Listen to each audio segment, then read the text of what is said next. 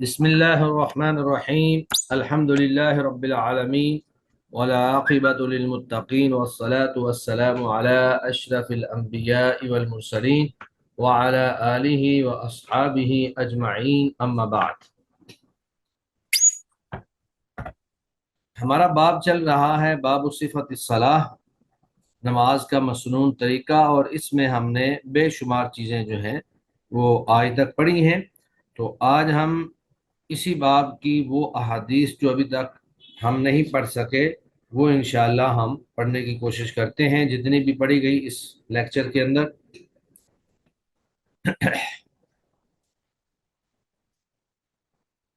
تو آج ہمارے پاس جو سب سے پہلی حدیث ہے وہ سیدنا حسن بن علی رضی اللہ عنہما، نبی کریم صلی اللہ علیہ وآلہ وسلم کے نواسے سیدہ فاطمہ رضی اللہ تعالی عنہا کے بیٹے سیدنا حسن، تو ان سے روایت ہے. وعن الحسن بن علی، حضرت حسن بن علی رضی اللہ عنہما سے روایت ہے.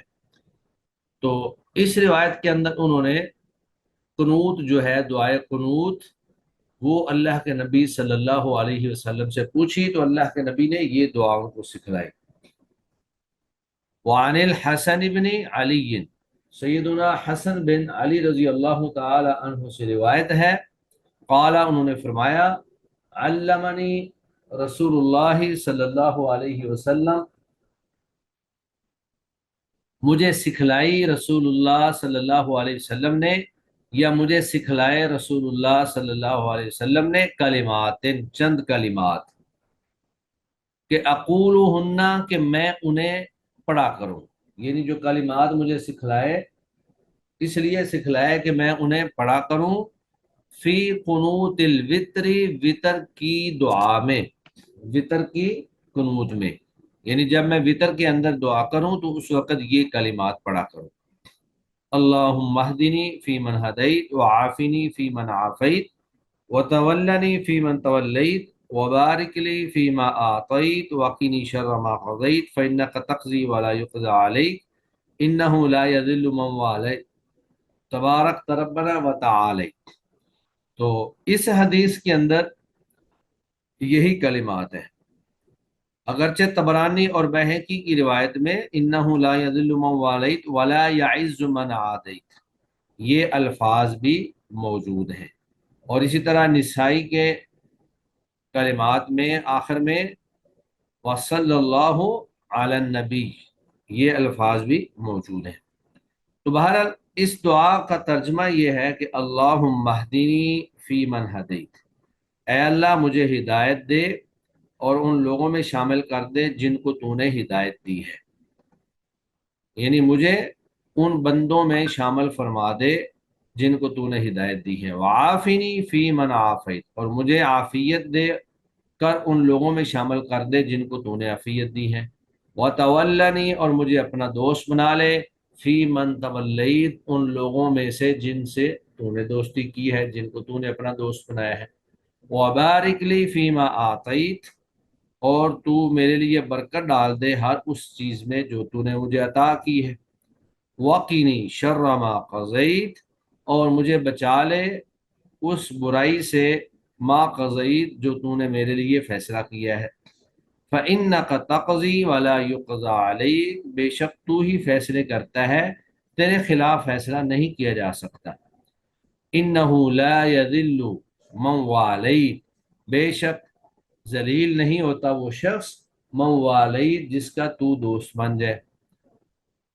تبارکتا، تو بابرکت ہے، ربنا، اے ہمارے رب، وتعالیت، اور تو بلند شان والا ہے. اور اس کے بعد فرمایا رواہ الخمسۃ، اس دعا کو اور اس حدیث کو ائمہ خمسہ نے روایت کیا ہے، پانچ ائمہ نے روایت کیا ہے. وزاد الطبرانی والبہقی، تو امام طبرانی اور امام بہقی انہوں نے اس دعا میں یہ کلمات بھی زیادہ کیے ہیں. ولا یعز، اور نہیں عزت پا سکتا، من عادیت، جس سے تو دشمنی کرے. اور زاد النسائی، اور امام نسائی نے من وجہ آخر، ایک دوسرے طریق سے فی آخری ہی، اس دعا کے آخر میں یہ الفاظ بھی نقل کیے ہیں، وصلی اللہ تعالی علی النبی، کہ اے اللہ تو درود بھیج یا تو رحمت کر اپنے نبی صلی اللہ علیہ وآلہ وسلم پر۔ تو یہ دعا جو ہے یہ نبی کریم صلی اللہ علیہ وآلہ وسلم نے سیدنا حسن بن علی رضی اللہ تعالی عنہ کو وطر کے اندر پڑھنے کے لیے سکھلائی تھی۔ تو گویا کہ وطروں میں یہ دعا پڑھی جا سکتی ہے۔ اب یہ دعا کب پڑھنی ہے؟ تو دیگر روایات کو سامنے رکھ کر یہ بات معلوم ہوتی ہے کہ آپ یہ رکوع سے پہلے بھی پڑھ سکتے ہیں اور رکوع کے بعد بھی پڑھ سکتے ہیں، دونوں طرح ہی درست ہے۔ پھر آگے سوال یہ پیدا ہوتا ہے کہ وطر کتنے ہیں؟ تو وطر جو ہے وہ 1 سے لے کر 11 تک مختلف احادیث کے اندر جو وطروں کا تذکرہ موجود ہے۔ آپ 1 بھی پڑھ سکتے ہیں، 3 بھی پڑھ سکتے ہیں، اور پھر 5، 7، 9 اور 11۔ تو یہ تہجد کی جتنی نماز ہوتی ہے وہ ساری کی ساری وطر کی نماز بنائی جا سکتی ہے۔ اگرچہ احناف کے ہاں وہ کہتے ہیں کہ وطر صرف 3 ہی ہیں، لیکن ان کے پاس کوئی ایسی دلیل موجود نہیں ہے کہ وطروں کو صرف 3 کے اندر ہی محدود کر دیا جائے۔ اللہ کے نبی صلی اللہ علیہ وآلہ وسلم سے 1، 3، 5، 7، 9، 11 یہ مختلف تعداد جو ہے مختلف روایات کے اندر آپ صلی اللہ علیہ وسلم سے ملتی ہے۔ اور پھر جب 3 وطر ہم نے ادا کرنے ہیں تو 3 وطروں کے اندر صرف ایک ہی تشہد ہوگا۔ 3 وطروں کے اندر صرف ایک ہی تشہد ہوگا، یعنی نماز مغرب کی طرح 3 وطر نہیں پڑھے جائیں گے، بلکہ ایک تشہد کے ساتھ۔ پہلی رکعت میں بھی تشہد نہیں بیٹھیں گے، دوسری میں بھی نہیں بیٹھیں گے، اور تیسری پہ جا کر بیٹھیں گے۔ عام طور پہ جب بھی 3 رکعتوں والی نماز ادا کی جاتی ہے تو دوسری رکعت پہ جا کر تشہد بیٹھا جاتا ہے، لیکن وطر کے اندر تشہد نہیں ہوتا۔ تو ایک حدیث موجود ہے کہ تم وطر کو نماز مغرب کے مشابہ نہ بناؤ۔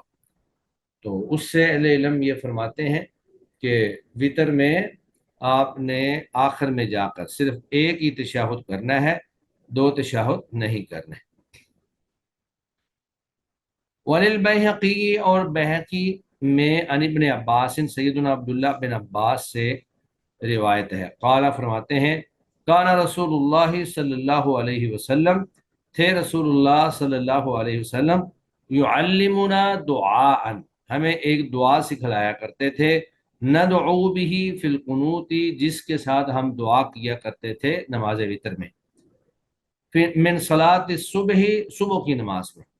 تو یہ دعا جو ہے یہ دوسری قنوت نازلہ ہے کہ اللہ کے نبی ہمیں دعا سکھلایا کرتے تھے جو ہم نماز فجر میں ادا کیا کرتے تھے، لیکن یہ حدیث جو ہے یہ ضعیف ہے، اس لیے نماز فجر میں کوئی خاص دعا پابندی کے ساتھ مستقل پڑھنا وہ اللہ کے نبی صلی اللہ علیہ وسلم سے ثابت نہیں ہے۔ بس اللہ کے نبی 1 مہینہ تک ان قبائل کے خلاف بد دعا کرتے رہے، قنوت نازلہ کرتے رہے جنہوں نے 70 قراء صحابہ کرام کو شہید کر دیا تھا، اور بعد میں پھر اللہ کے نبی نے وہ دعا بھی چھوڑ دی، اور اس کا ہم تذکرہ اس سے پہلے پڑھ چکے ہیں، اور میں نے بتایا تھا کہ حالات اور واقعات کے مطابق اگر ایسے حالات بنے ہوئے ہوں کہ دشمن جو ہے وہ مسلمانوں کے اوپر حملہ آور ہو، جنگ کے حالات ہوں، تو ان حالات میں قنوت نازلہ اللہم اغفر لنا وللمؤمنین والمؤمنات والمسلمین والمسلمات اللہم الف بین قلوبہم، یہ والی دعا جو ہے حالات اور واقعات کے مطابق تو آپ کر سکتے ہیں، لیکن مستقل طور پر آپ وہ دعا نہیں پڑھ سکتے۔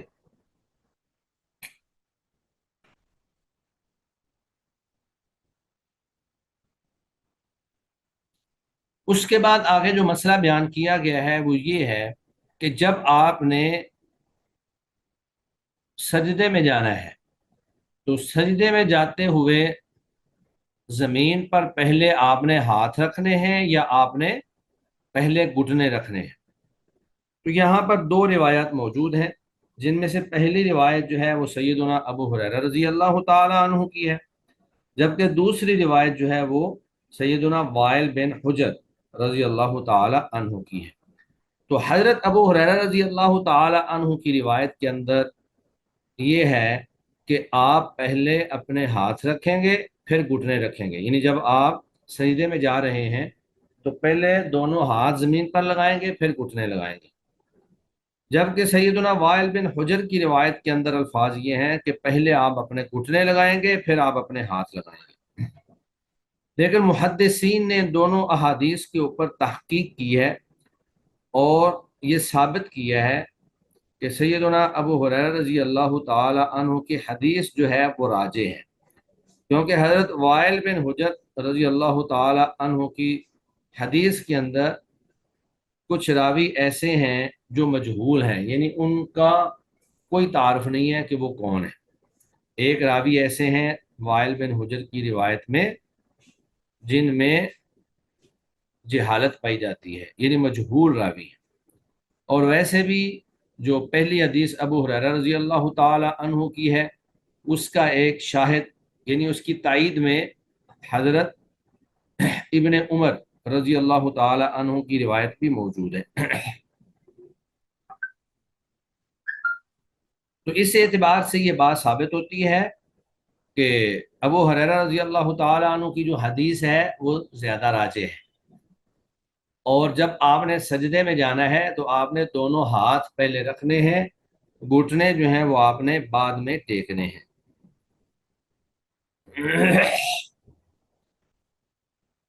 تو حدیث مبارکہ یہ ہے، وعن ابی ہریرہ رضی اللہ عنہ، سیدنا ابو ہریرہ رضی اللہ تعالی عنہ سے روایت ہے، قال انہوں نے فرمایا، قال رسول اللہ صلی اللہ علیہ وسلم، رسول اللہ صلی اللہ علیہ وآلہ وسلم نے فرمایا کہ اذا سجد احدکم، جب تم میں سے کوئی شخص سجدہ کرے، فلا یبرق، بس چاہیے کہ وہ نہ بیٹھے، کما یبرق البعیر، جس طرح کے اونٹ بیٹھتا ہے، فلا یبرق، بس چاہیے کہ وہ نہ بیٹھے، کما یبرق البعیر، جس طرح کے اونٹ بیٹھتا ہے، ولیضع، اور چاہیے کہ وہ رکھے، یدیہ، اپنے دونوں ہاتھ، قبل رکبتیہ، اپنے گھٹنوں سے پہلے، اخرجہ الثلاثہ، اس حدیث کو ائمہ ثلاثہ نے روایت کی ہے، یعنی اس کو چاہیے کہ وہ اپنے دونوں ہاتھ اپنے گھٹنوں سے پہلے زمین پر رکھے۔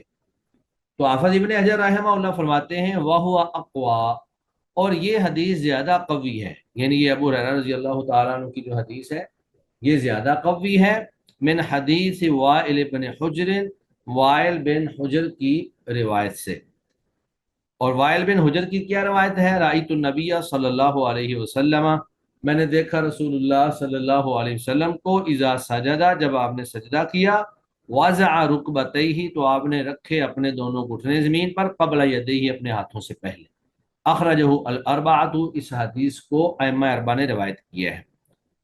تو حافظ ابن حجر فرماتے ہیں فإن للأول شاہدا، تو پہلی حدیث جو ابو ہریرہ رضی اللہ تعالیٰ عنہ کی ہے جس میں دونوں ہاتھ پہلے رکھنے کا تذکرہ ہے، تو فإن للأول شاہدا، تو پہلی حدیث کی ایک شاہد، یعنی اس کی تائید میں ایک حدیث موجود ہے، من حدیث ابن عمرہ، جو ابن عمر کی ہے، اور صححہ ابن خزیمہ، جسے امام ابن خزیمہ نے صحیح قرار دیا ہے، وذکرہ البخاری، اور اس کو ذکر کیا ہے امام بخاری نے معلقا، معلق طور پر، موقوفا اور موقوف کے طور پر۔ تو امام بخاری اپنی تعلیقات کے اندر بعض ایسی روایات لے آتے ہیں جو ان کی شرط پر تو پوری نہیں ہوتی لیکن وہ صحیح درجے کی ہوتی ہیں۔ تو امام بخاری ہر باب میں اصل موضوع سے متعلقہ احادیث ذکر کرنے سے پہلے تعلیقاً کچھ روایات بھی ذکر کر دیتے ہیں۔ تو اس کا مطلب یہ ہوا کہ جو پہلی حدیث سیدنا ابو ہریرہ رضی اللہ تعالی عنہ کی ہے، ایک تو وہ سند کے اعتبار سے وائل بن حجر رضی اللہ تعالیٰ عنہ کی حدیث سے زیادہ راجح ہے، کیونکہ وائل بن حجر رضی اللہ تعالیٰ عنہ کی حدیث میں ایک راوی آتا ہے جو مجہول ہے، اس لیے وہ ہمارے لیے قابل حجت نہیں ہے۔ اور دوسرا پھر اس پہلی حدیث کے شاہد کے طور پر حضرت ابن عمر کی ایک حدیث موجود ہے جس نے ابن خزیمہ نے صحیح قرار دیا ہے، اور امام بخاری نے اس کو اپنی بخاری میں بطور معلق روایات کے بیان فرمایا ہے۔ تو محدثین کا سارا اختلاف اور ان کی تحقیق اور نکھار، اس کا نتیجہ یہ ہے کہ ابو ہریرہ رضی اللہ تعالیٰ عنہ کی جو حدیث ہے وہ راجح ہے، اور جب آپ نے سجدہ کرنا ہے تو پہلے اپنے ہاتھوں کو رکھنا ہے اور اس کے بعد اپنے گھٹنوں کو رکھنا ہے۔ اب یہاں پر اللہ کے نبی نے یہ فرمایا کہ فلا یبرق، پس وہ نہ بیٹھے جس طرح اونٹ بیٹھتا ہے۔ تو اونٹ جو ہے اس کو بیٹھنے کا اگر آپ دیکھیں انداز، تو اونٹ جو ہے وہ پہلے اپنے اگلے گھٹنے جو ہے وہ لگاتا ہے، پہلے وہ تھوڑے سے لگائے گا اور اس کے بعد پھر پیچھے جو اس کی ٹانگیں ہیں، جو گھٹنے ہیں، ان کو لگائے گا، تو نیچے پیچھے سے پورا بیٹھ کر پھر آگے سے بیٹھے گا۔ تو گویا کہ اونٹ وہ اپنے گھٹنے پہلے لگاتا ہے، جبکہ ہمیں اس کی مخالفت میں ہاتھ پہلے لگانے کا حکم ہے، یعنی ہم نے سجدہ کرتے ہوئے پہلے اپنے ہاتھ جو ہیں وہ زمین پر لگانے ہیں، اور اس کے بعد ہم نے اپنے گھٹنے جو ہیں وہ زمین پر لگانے ہیں۔ اس کے بعد پھر تشہد کا طریقہ بیان کیا گیا ہے کہ آپ نے تشہد میں کیسے بیٹھنا ہے۔ وعن ابن عمر رضی اللہ عنہما، سیدنا عبداللہ بن عمر رضی اللہ عنہما سے روایت ہے، ان رسول اللہ صلی اللہ علیہ وسلم، بے شک رسول اللہ صلی اللہ علیہ وآلہ وسلم، کانا تھے، اذا قعدا، جب آپ بیٹھتے، للتشہدی، تشہد کے لیے، یعنی جب آپ تشہد کے لیے بیٹھتے تو آپ کیا کرتے، وضع یدہ الیسری، تو آپ رکھ لیتے اپنا دایاں ہاتھ، علی رکبتہ الیسری، ہاں بایاں ہاتھ رکھ لیتے، علی رکبتہ الیسری، اپنے بائیں گھٹنے پر، والیمنا، اور دایاں ہاتھ رکھ لیتے، علی الیمنا، دائیں گھٹنے پر۔ تو گویا کہ اس کا مطلب یہ ہوا کہ دونوں ہاتھ جو ہیں وہ دونوں گھٹنوں پر ہوں گے، تشہد میں دونوں ہاتھ دونوں گھٹنوں پر ہوں گے۔ وہ عقادہ، اور آپ گرہ بنا لیتے، ثلاثا و خمسین، 53 کی، 53 کی، وہ اشارہ، اور اشارہ کرتے، بے اصبعیہ السبابہ، اپنی سبابہ انگلی سے، جس کو شہادت والی انگلی بھی کہا جاتا ہے، تو اس سے آپ اشارہ کرتے۔ رواہ مسلم، اس حدیث کو امام مسلم نے روایت کیا ہے۔ تو تشہد میں بیٹھنے کا طریقہ یہ ہے کہ دایاں ہاتھ جو ہے وہ دائیں گھٹنے پر، اور بایاں ہاتھ جو ہے وہ بائیں گھٹنے پہ رکھا جائے گا، اور دائیں ہاتھ کا جو ہے، دائیں ہاتھ کا 53 کا اشارہ، یعنی 53 کی گرہ بنائے جائیں گے۔ تو 53 کی گرہ اس طرح بنتی ہے کہ چھوٹی انگلی سے لے کر درمیان والی انگلی تک جو 3 انگلیاں ہیں، ان تینوں انگلیوں کو بند کر لیا جائے گا، اور انگوٹھا اور شہادت کی انگلی جو ہے ان کو آپس میں ملا لیا جائے گا۔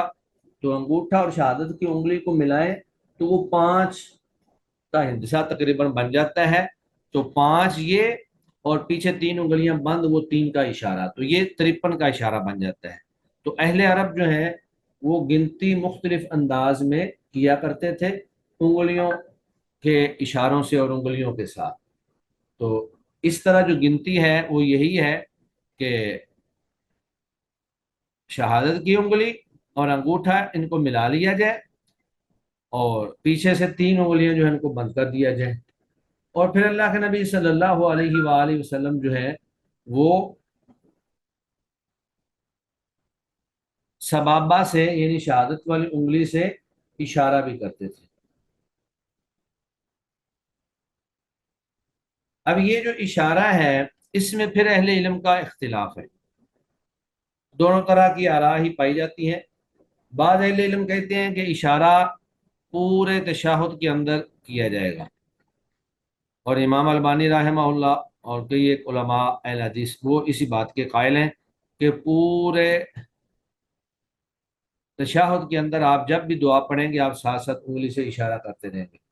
لیکن عبداللہ محدث روپڑی اور اس طرح دیگر کئی ایک علماء جو ہیں، کبار علماء، وہ کہتے ہیں کہ نہیں، یہ اشارہ صرف آپ نے اشہد ان لا الہ الا اللہ پہ کرنا ہے، اور اللہ کی توحید کی طرف اشارہ کرتے ہوئے آپ نے ایک دفعہ انگلی کو اوپر اٹھانا ہے، الا اللہ جب کہنا ہے، اور پھر اس کو نیچے کر دینا ہے، اور باقی سارے تشہد میں انگلی جو ہے وہ نیچے ہی رہے گی۔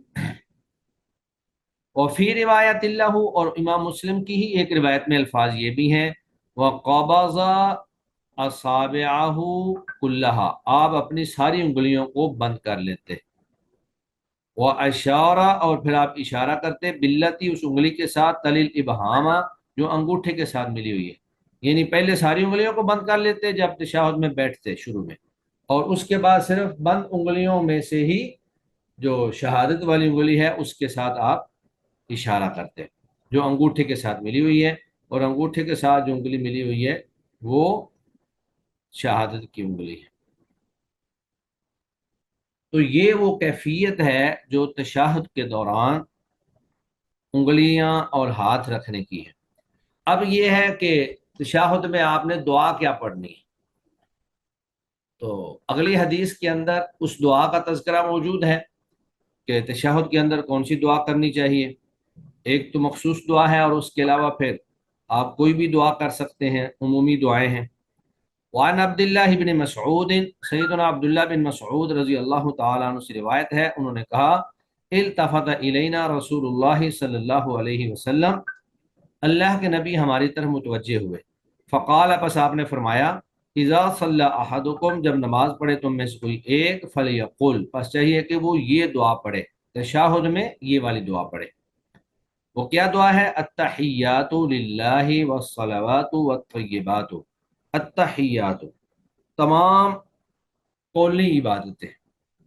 अत्तहियात, तमाम कौली इबादतें, यानी जुबान से की जाने वाली सारी इबादतें।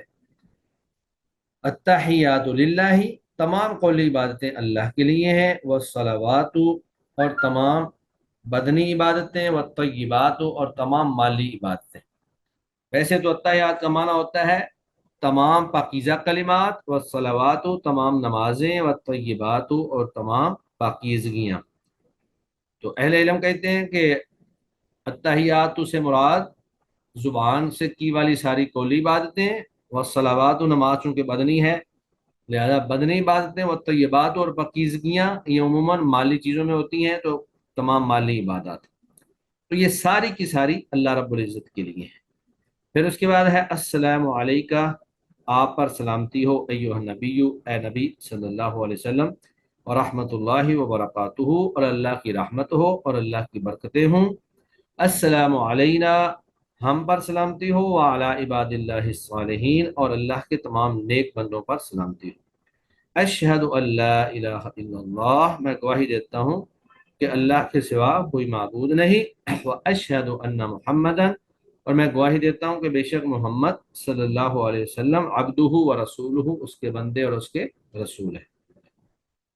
अल्लाह के नबी ने फरमाया कि ये दुआ पढ़ने के बाद सुम्मा लियतखय्यर, फिर चाहिए कि वो इंतखाब करे मिन दुआई, दुआ का, आजबहू इलैही, जो भी उसे सबसे अच्छी लगे, फ़यदउ, बस वो उससे दुआ मांग ले। मुत्तफ़क़ुन अलैह, ये हदीस मुत्तफ़क़ुन अलैह है, यानी बुखारी मुस्लिम में है। वल्लफ़्ज़ु लिल-बुखारी, और अल्फाज बुखारी के। तो ये गोया के एक मखसूस दुआ है कि तशahहुद के अंदर आपने पहले ये दुआ पढ़नी है, और उसके बाद अल्लाह के नबी ने मैदान खुला छोड़ दिया कि फिर आप जो भी दुआ करना चाहते हैं, जो भी आपकी तमन्ना है, जो भी आपकी ख्वाहिश है, या जो भी आपकी ज़रूरत है, आप कोई भी दुआ कर सकते हैं। सुम्मा लियतखय्यर, फिर वो मुंतखब कर ले मिनत दुआई, दुआ में से कोई भी दुआ मुंतखब कर ले जो उसको पसंद है।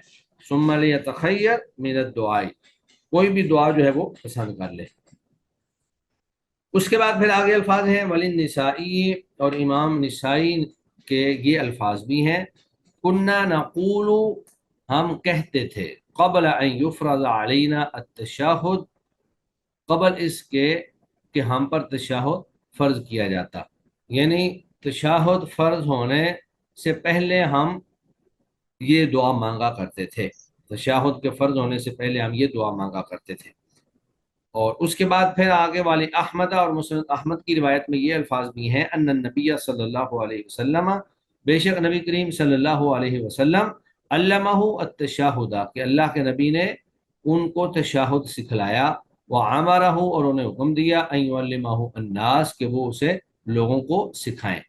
यानी हज़रत अब्दुल्ला बिन मसऊद रजी अल्लाह तआला अन्हु को तशाहुद के ये अल्फाज सिखाए, और उन्होंने ये हुक्म दिया कि आप यही तशाहुद के अल्फाज जो हैं वो दीगर लोगों को भी सिखलाएं। और आगे ये है वाली मुस्लिमिन, और इमाम मुस्लिम में, यानी इमाम मुस्लिम ने अपनी मुस्लिम के अंदर ابن عباس رضی اللہ تعالی عنہ سے یہ الفاظ جو ہیں وہ نقل کیے ہیں اور وہ الفاظ کیا ہیں؟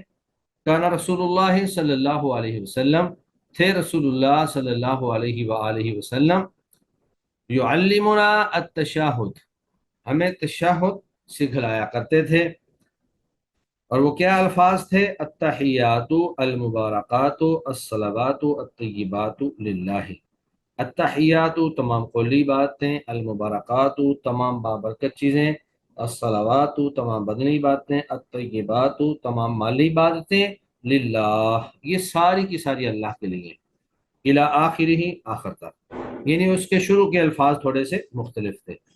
التحیات للہ والصلوات والطیبات، یہاں پہ ہیں التحیات المبارکات الصلوات الطیبات للہ، تھوڑے سے الفاظ کا فرق ہے، باقی سارے کا سارا تشہد جو ہے وہی ہے۔ اسی طرح تشہد کے اندر نبی کریم صلی اللہ علیہ وآلہ وسلم پر درود بھیجنا، یہ بھی نبی کریم صلی اللہ علیہ وسلم کی رہنمائی اور ہدایت ہے۔ وعن فضالہ بن عبید، فضالہ بن عبید رضی اللہ تعالیٰ عنہ سے روایت ہے، انہوں نے کہا سمع رسول اللہ صلی اللہ علیہ وسلم رجلا، اللہ کے نبی صلی اللہ علیہ وآلہ وسلم نے ایک آدمی کو سنا، یدعو فی صلاتہ، جو اپنی نماز میں دعا کر رہا تھا، ولم یحمد اللہ، اور اس نے اللہ کی تعریف بیان نہیں کی تھی، ولم یصلی علی النبی صلی اللہ علیہ وسلم، اور نہ ہی اس نے اللہ کے نبی پر درود بھیجا تھا۔ تو گویا کہ دعا کا یہ ادب ہے کہ جب بھی اللہ سے دعا کی جائے پہلے اللہ کی تعریف کی جائے اور اس کے بعد پھر نبی کریم صلی اللہ علیہ وسلم پر درود بھیجا جائے اور اس کے بعد دعا کی جائے۔ تو یہ دعا کی قبولیت کے اسباب ہیں، یعنی پہلے اللہ پر اللہ کی ثنا اور اس کے بعد نبی کریم صلی اللہ علیہ وسلم پر درود۔ فقال، تو اللہ کے نبی نے کہا، یعنی جب اللہ کے نبی نے یہ دیکھا کہ اس نے دعا سے پہلے نہ تو اللہ کی تعریف بیان کی ہے اور نہ ہی رسول اللہ صلی اللہ علیہ وسلم پر درود بھیجا ہے، تو اللہ کے نبی نے فرمایا عاجل ھذا، اس نے جلد بازی کی ہے۔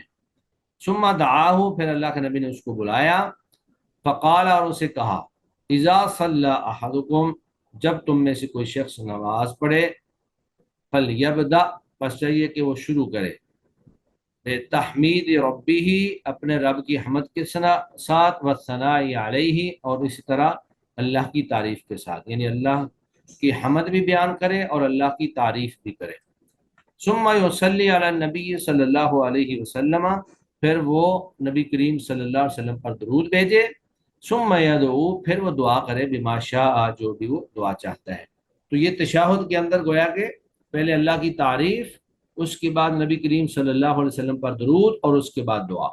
تو یہ تشہد میں دعا ہو یا تشہد کے علاوہ دعا ہو، یہ دعا کا ایک ادب ہے، دعا کا طریقہ ہے کہ جب بھی آپ نے دعا کرنی ہے پہلے آپ نے اللہ تعالیٰ کی تعریف بیان کرنی ہے، پھر نبی کریم صلی اللہ علیہ وسلم پر درود بھیجنا ہے، اور اس کے بعد آپ نے جو بھی آپ نے دعا کرنی ہے آپ دعا کریں۔ تو یہ عمل جو ہے، یعنی اللہ کی تعریف اور نبی کریم صلی اللہ علیہ وسلم پر درود، یہ عمل دعا کی قبولیت کا ذریعہ ہے۔ رواہ احمد، اس حدیث کو امام احمد نے، والثلاثۃ، اور ائمہ ثلاثہ نے روایت کیا ہے، وصححہ الترمذی، اور امام ترمذی نے، وابن حبان والحاکم، امام ترمذی، ابن حبان اور امام حاکم نے اسے صحیح قرار دیا ہے۔ اس سے اگلی روایت کے اندر درود شریف کے الفاظ بیان کیے گئے ہیں۔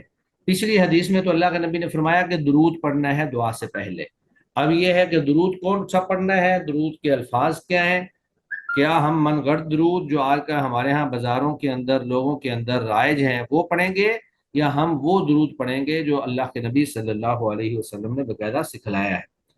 تو درود وہی ہے جو اللہ کے نبی سے ثابت ہو جائے، باقی ادھر ادھر کے کلمات بے شک وہ جتنے بھی اچھے ہوں یا ان کے جتنے بھی معانی اچھے ہوں، وہ درود نہیں ہو سکتے اور وہ مقام حاصل نہیں کر سکتے جو اللہ کے نبی صلی اللہ علیہ وآلہ وسلم سے سکھلائے ہوئے درود کا مقام ہے۔ وعن ابی مسعود رضی اللہ عنہ، سیدنا ابو مسعود، یہ ابو مسعود اور ہیں اور ابن مسعود الگ اور ہیں۔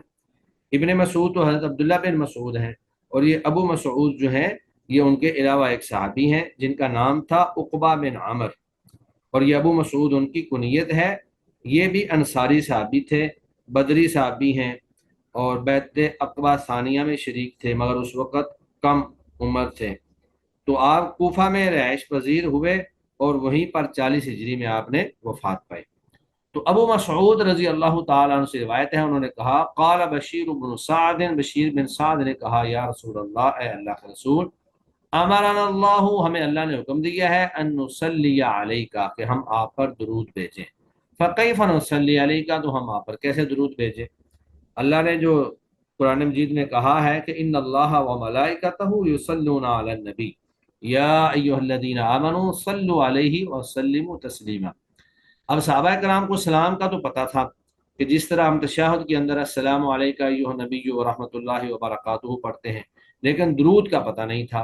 तो सहाबा ने अल्लाह के नबी से पूछा कि सलाम तो हम जानते हैं लेकिन दुरूद का हमें नहीं पता, तो आप हमें दुरूद बता दें कि हम आप पर दुरूद कैसे भेजें। तो अल्लाह के नबी सल्लल्लाहु अलैहि वसल्लम फसकता, पहले अल्लाह के नबी थोड़ी देर खामोश रहे।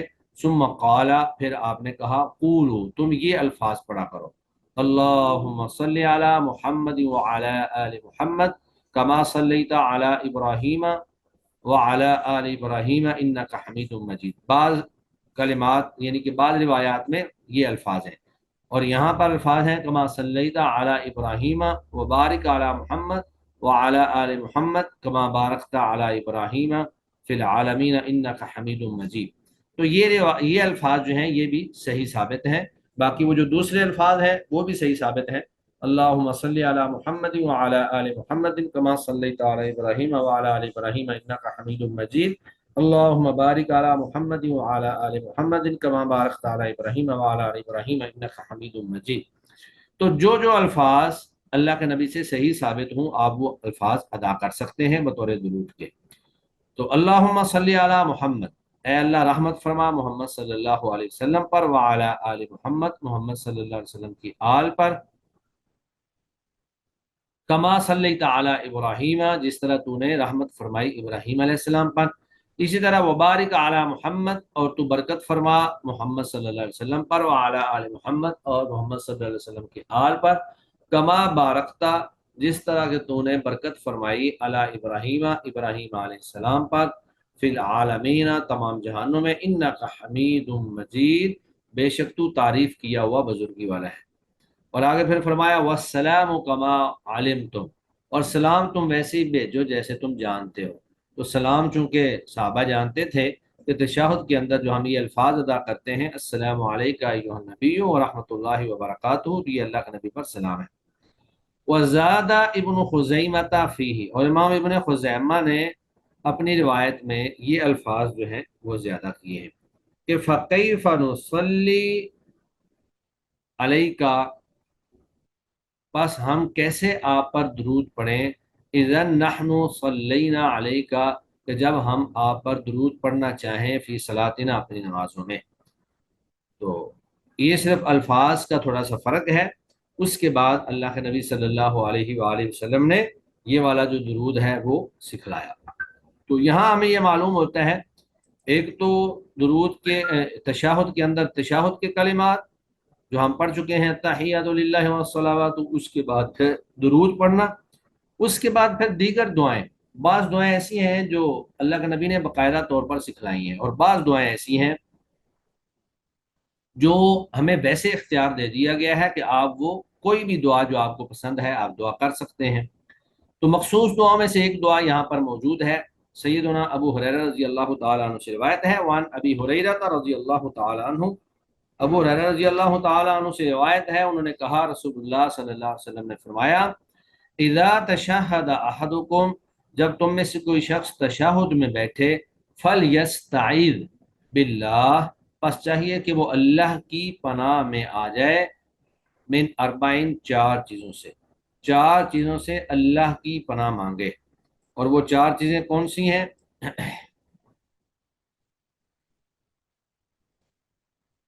वो है अल्लाहुम्मा इन्नी आऊज़ु बिका मिन आज़ाब जहन्नम व मिन आज़ाबिल क़ब्रि व मिन फितनतिल महया वल ममात व मिन फितनतिल मसीहिद दज्जाल। तो ये चार मुख्तलिफ चीज़ें हैं। अल्लाहुम्मा, ए अल्लाह, इन्नी आऊज़ु बिका, बेशक मैं तेरी पनाह में आता हूँ, मिन आज़ाब जहन्नम, जहन्नम के अजाब से, व मिन आज़ाबिल क़ब्रि, और कब्र के अजाब से, व मिन फितनतिल महया, और ज़िंदगी के फितने से, वलममात और मौत के फितने से, वमिन फितनतिल मसीह दज्जाल और मसीह दज्जाल के फितने से। तो इन तमाम फितनों से मैं तेरी पनाह में आता हूँ। तो ये दुआ जो है ये मखसूस तौर पर अल्लाह के नबी ने हमें सिखलाई है कि ये दुआ भी आप पढ़ें। मुतलक तौर पर तो आप जो भी दुआ पढ़ना चाहें पढ़ सकते हैं, लेकिन ये स्पेशल तौर पर ये दुआ जो है वो पढ़नी चाहिए।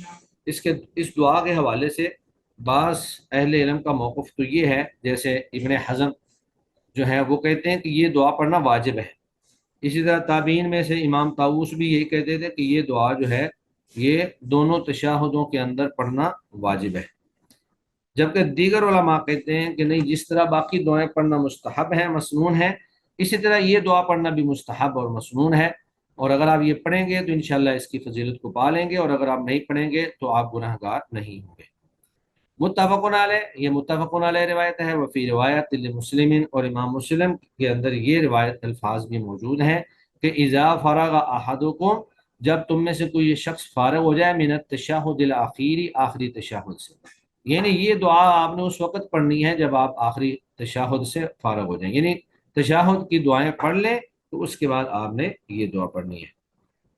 इसी तरह एक दुआ जो नबी करीम सल्लल्लाहु अलैहि वसल्लम ने सैयदना अबू बकर सिद्दीक रजी अल्लाह ताला अन्हु को सिखलाई, वो भी तशहुद में पढ़ने वाली दुआ है कि वान अबी बकर सिद्दीक रजी अल्लाह अन्हु, सैयदना अबू बकर सिद्दीक रजी अल्लाह अन्हु से रिवायत है, अन्नहु क़ाल लिरसूलिल्लाह, उन्होंने रसूलुल्लाह सल्लल्लाहु अलैहि वसल्लम से कहा, अल्लिमनी दुआन, क्या मुझे कोई ऐसी दुआ सिखा दें, अदऊ बिही, मैं उसके साथ दुआ करूं, फी सलाती, अपनी नमाज में।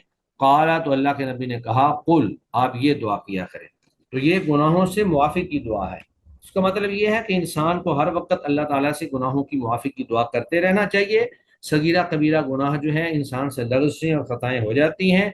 इंसान जो है वो निसियान का पुतला है, भूल जाता है, गलती कर बैठता है, लिहाजा हर नमाज के अंदर ये दुआ की जाए। और दुआ बड़ी शानदार है, अल्लाहुम्मा इन्नी ज़लमतु नफ्सी, ऐ अल्लाह मैंने अपनी जान पर जुल्म किया है, जुल्मन कसीरन, बहुत ज़्यादा जुल्म, वला यग़फ़िरुज़्ज़ुनूब इल्ला अंता, और गुनाहों को नहीं कोई मुआफ़ कर सकता तेरे सिवा, फ़ग़फ़िरली, तू मुझे बख्श दे, मग़फ़िरतन, बख्शना, मिन इंदिका, अपने पास से, वरहमनी, और मुझ पर रहम फरमा, इन्नका अंतल गफ़ूरुर रहीम, बेशक तू बख्शने वाला, रहम करने वाला है। तो ये दुआ जो है ये भी तशहुद के अंदर हमें पढ़नी चाहिए। तो तशहुद के अंदर चूंकि मुतलक तौर पर कोई भी दुआ आप पढ़ सकते हैं, तो उनमें से एक ये दुआ भी है जो स्पेशल नबी करीम सल्लल्लाहु अलैहि वसल्लम ने सैयदना अबू बकर सिद्दीक रजी अल्लाह ताला अन्हु को सिखलाई। अब देखें, सैयदना अबू बकर सिद्दीक वो हैं जिनको अल्लाह के नबी सल्लल्लाहु अलैहि वसल्लम ने दुनिया पे ही जन्नत की बशारत दे दी, और सबसे करीबी तरीन साथी जो हैं वो अल्लाह के नबी के वो थे। लेकिन आप उनकी आजिज़ी और इनकिसारी देखें, तवाज़ो देखें कि वो अल्लाह के नबी से दुआएं पूछ रहे हैं कि या रसूल अल्लाह, मुझे दुआ के बारे में बयान कर रहे थे कि ये दुआ जो है ये गुनाहों की बख्शिश की दुआ है। और नबी करीम सल्लल्लाहु अलैहि वसल्लम ने सैयदना अबू बकर सिद्दीक रजी अल्लाह ताला अन्हु को स्पेशल तौर पर यह दुआ सिखलाई। तो इसमें अल्लाह ताला से अपने गुनाहों की बख्शिश मांगी जाती है, अपने गुनाहों का इजहार किया जाता है। तो हमें चाहिए कि ये दुआ जो है अपने तशहुद के अंदर ज़रूर पढ़ा करें। और फिर अल्लाह के नबी ने जब हमें ये बयान फरमा दिया, सुम्मा लियतखय्यर मा यशा, कि फिर जो चाहे आदमी दुआ कर ले, यानी जो भी उसको अच्छी लगती है। तो तशहुद भी गोया कि उन मौक़े में से है जहाँ पर दुआओं की कबूलियत का मौका होता है, यानी तशहुद में की गई दुआएं भी अल्लाह ताला जो है वो रद्द नहीं करते हैं, कबूल फरमाते हैं। तो आज का हमारा लेक्चर इतना ही है, क्योंकि आगे काफ़ी सारी अहादीस बाकी हैं। आज हम ये बाब ख़त्म तो नहीं कर सकते, मुमकिन है अगले लेक्चर में ये बाब सिफ़त इस्सलाह हमारा मुकम्मल हो जाए।